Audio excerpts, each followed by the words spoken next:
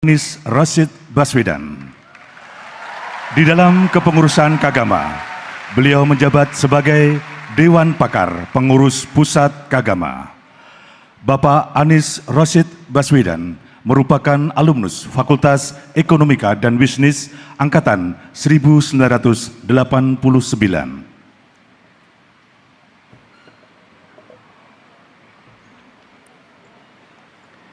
Assalamualaikum warahmatullahi wabarakatuh. Selamat pagi, salam sejahtera untuk semuanya. Yang saya hormati Rektor Universitas Gadjah Mada, pimpinan Majelis Wali Amanat, pimpinan Senat Akademik, pimpinan Dewan Guru Besar, para wakil lektor, para dekan, dan wakil dekan yang hadir dalam kesempatan ini, yang kami hormati para orang tua, keluarga, serta kerabat wisudawan, dan yang paling saya banggakan, para wisudawan Universitas Gadjah Mada yang hadir pada pagi hari ini. Serta hadirin semua yang dimuliakan Allah. Bersyukur sekali kita bersama-sama bisa hadir. Bagi saya pribadi ini sebuah tempat yang emosional. Karena di sini juga saya merasakan wisuda ketika gedung Geraha Sabah Pramana ini baru dibangun, baru selesai. Sebelumnya lapangan sepak bola, tempat masa kecil saya main sepak bola ya di lapangan ini. Sebelum kemudian diubah jadi gedung. Bagi kita semua yang hadir bersama, para wisudawan khususnya, ini adalah hari yang istimewa. Tapi besok adalah hari-hari biasa.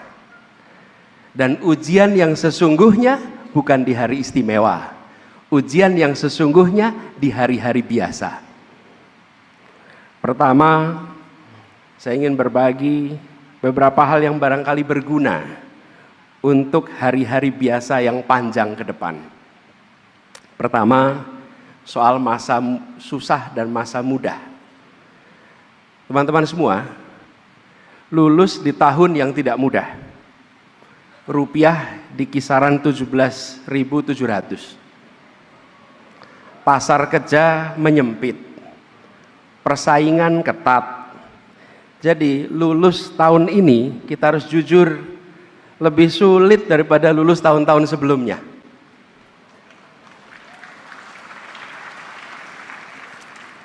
Tapi, nih kalau kita tengok sejarah nih, generasi yang lulus di masa sulit sering jadi generasi yang paling kuat.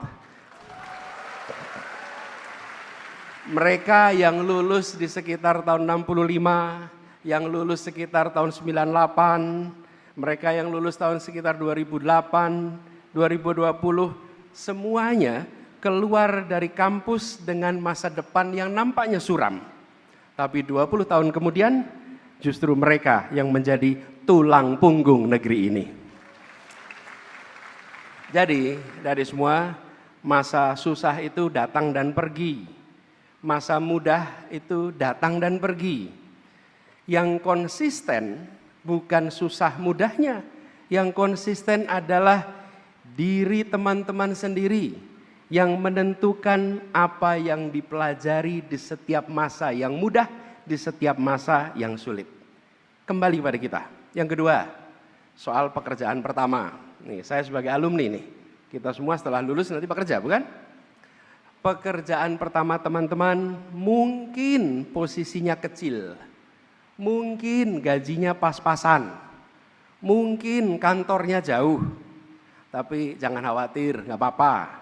Fungsi pekerjaan pertama adalah mencetak karakter kita, memperkuat karakter kita. Karir dibentuk di fase berikutnya. Jadi, yang dibawa pulang dari pekerjaan pertama, cara komunikasi dengan atasan yang sulit, cara menjaga janji dengan kolega, cara menyelesaikan tugas yang mungkin membosankan, tapi dikerjakan dengan sepenuh hati.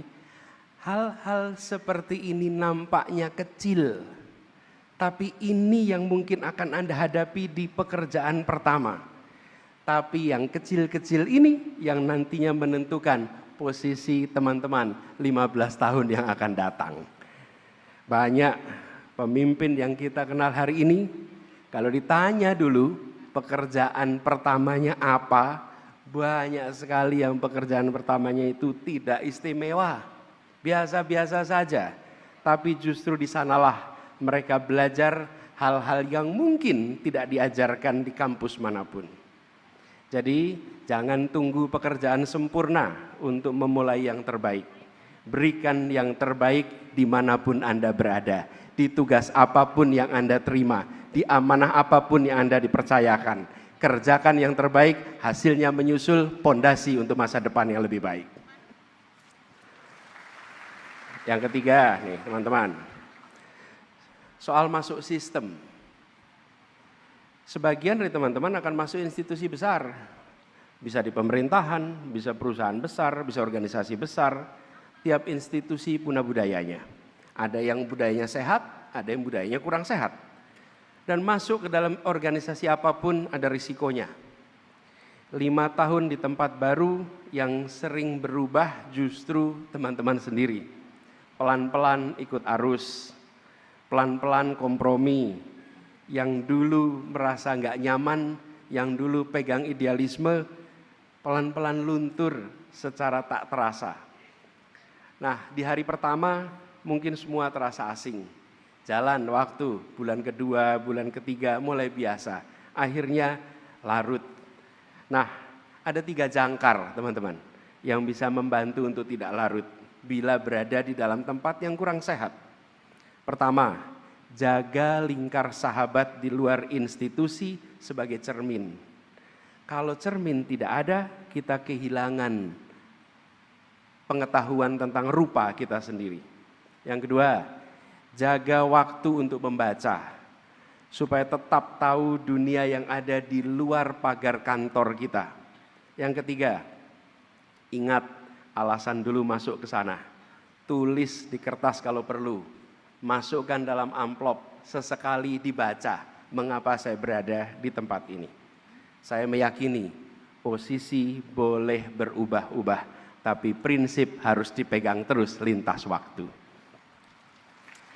Kemudian yang keempat teman-teman, soal sukses dan bertahan. Saya ingat pesan dari ibu saya pribadi. Ibunda itu sering pesan begini, yang kamu punya cuma nama baik, jaga nama itu baik-baik. Buat teman-teman semua di sini, yang kita punyai, yang Anda punyai adalah nama baik. Jaga nama baik itu baik-baik. Dan ukurannya untuk keberhasilan sederhana sekali. Ukuran keberhasilan itu bukan dari pujian orang, tapi ukurannya dari seberapa besar kita bisa membantu orang lain. Seberapa besar orang terbantu dengan kehadiran kita. Dengan pesan-pesan itu teman-teman, saya menitipkan sebagai kakak kelas yang pernah diwisuda di sini, perjalanan ke depan Anda punya tanggung jawab, kita semua alumni Gajah Mada punya tanggung jawab yang besar. Kampus ini kampus perjuangan. Dari zaman dulu adalah kampus yang selalu peduli dengan lingkungan sekitar. Bukan kampus yang hanya memikirkan akademik saja, tapi bagaimana sarjananya, lulusannya berkarya di masyarakat. Karena itu saya titip sebagai kakak kelas, ada 4 tanggung jawab yang melekat di samir wisuda yang dikalungkan di leher adik-adik semua. Pertama, tanggung jawab pada diri sendiri. Modal utama saat masuk dunia kerja besok bukan ijazah, bukan IPK, bukan koneksi. Modal utamanya yang saya katakan, nama baik yang Anda miliki.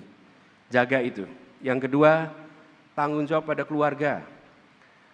Negeri ini sedang punya banyak masalah dengan korupsi dan bukan baru-baru ini, sudah berdekade-dekade. Banyak kasus korupsi yang menjerat orang berpendidikan tinggi, bersumber dari cinta yang salah arah pada keluarga.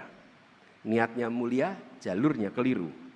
Membantu keluarga itu sumur pahala, tapi dengan satu syarat, airnya halal, airnya bersih.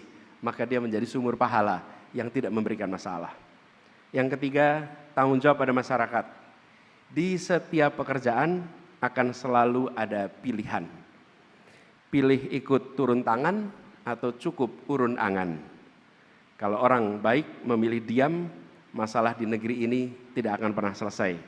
Karena itu saya mengajak kepada semua alumni yang hari ini lulus, para wisudawan, jangan hanya urun angan, siaplah untuk turun tangan bagi negeri ini.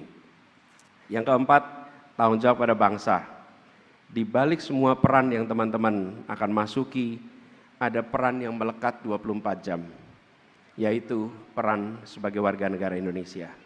Peran ini tidak bisa dilimpahkan sepenuhnya kepada mereka yang punya tanggung jawab konstitusional, para pejabat-pejabat negara. Tapi peran ini adalah peran kita semua sebagai anak bangsa.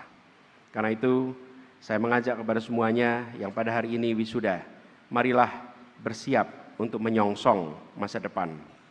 Kampus melepas teman-teman pagi ini, dan setelah ini pilihan-pilihan kecil yang teman-teman ambil di setiap hari, itulah yang akan menentukan jadi siapa 20 tahun yang akan datang. Tahun 96, bulannya September, saya di wisuda. Maaf, bulannya Oktober November ya. November tahun 96 bulan November. Ini Pak Dekan, Pak Didik ini seangkatan dengan kami tapi lulusnya lebih dulu. 96 bulannya November, saya di wisuda di tempat ini. Pada waktu itu saya juga tidak membayangkan bagaimana perjalanan ke depan. Tapi seperti tadi saya refleksikan, keputusan-keputusan kecil yang kita kerjakan di masa-masa awal, itulah yang akan menentukan seperti apa perjalanan kita dalam 20 tahun ke depan. 10 tahun pilihan kecil yang baik akan mengarah pada hidup yang baik. 10 tahun pilihan kecil yang keliru akan mengarah kepada kehidupan yang berantakan. Tidak ada satu keputusan besar, luar biasa, yang akan kemudian menjadi penentu semuanya. Semuanya adalah keputusan-keputusan kecil. Tapi ingat, perjalanan hidup kita ke depan adalah akumulasi keputusan-keputusan kecil itu. Selamat, Jogja dan kampus Universitas Gadjah Mada selalu menjadi rumah.